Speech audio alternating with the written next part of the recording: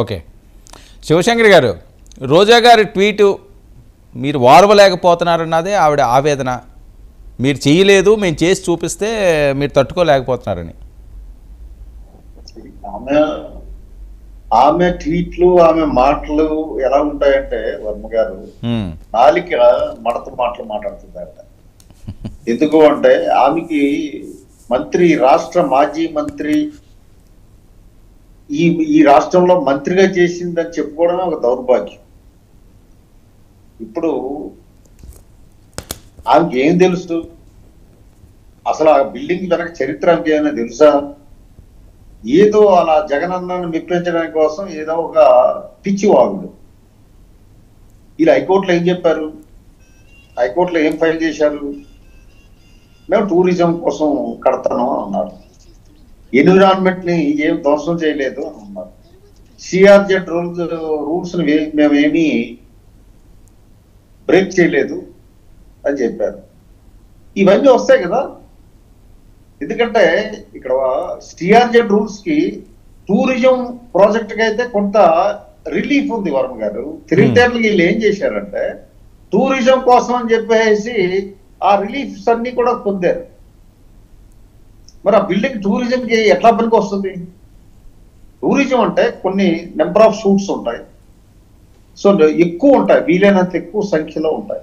అంటే ఒక నాకు ఆ ఏరియాలో బట్టి చూస్తే కనీసం ఒక 200 రిసార్ట్స్ ఉన్నాయి.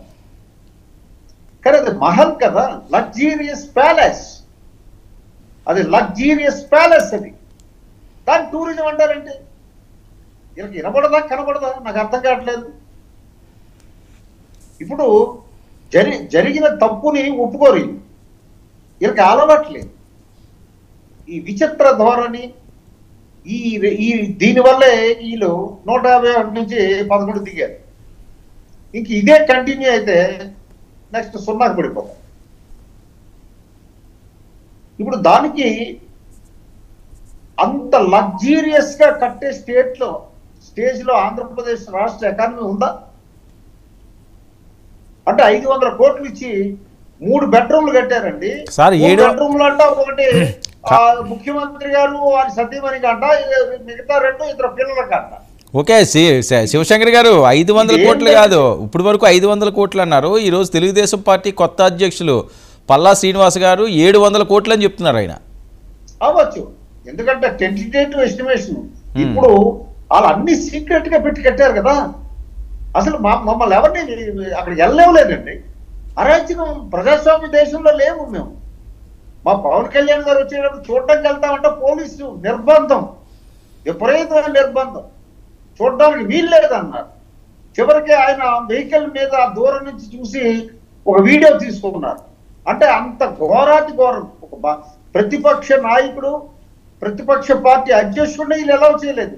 ప్రజాస్వామ్యం మీద వీళ్ళకి అంత గౌరవం. ఈయన ప్రజాస్వామ్యం గురించి మాట్లాడతారు. జగన్మోహన్ రెడ్డి గారు ట్వీట్ చేస్తూ ప్రజాస్వామ్యం గురించి మాట్లాడతారు.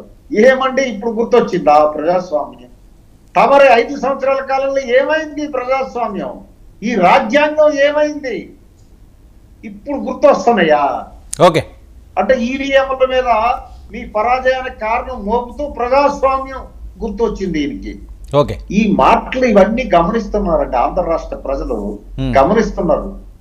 మీరు ఇంకా ఇందాక మిత్రులు చెప్పినట్టు ఇంకా 1 వీక్ కూడా అవలా అధికారం తీసుకొని అప్పుడే మొదలెట్టారు అరుపులు, కేకలు, పెడబొబ్బలు ఇవన్నీ.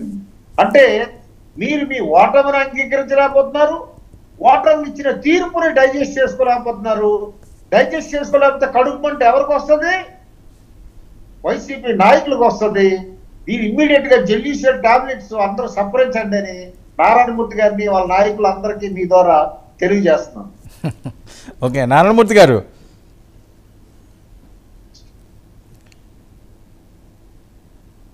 ఓకే నారాయణమూర్తి గారు వినిపిస్తుందా?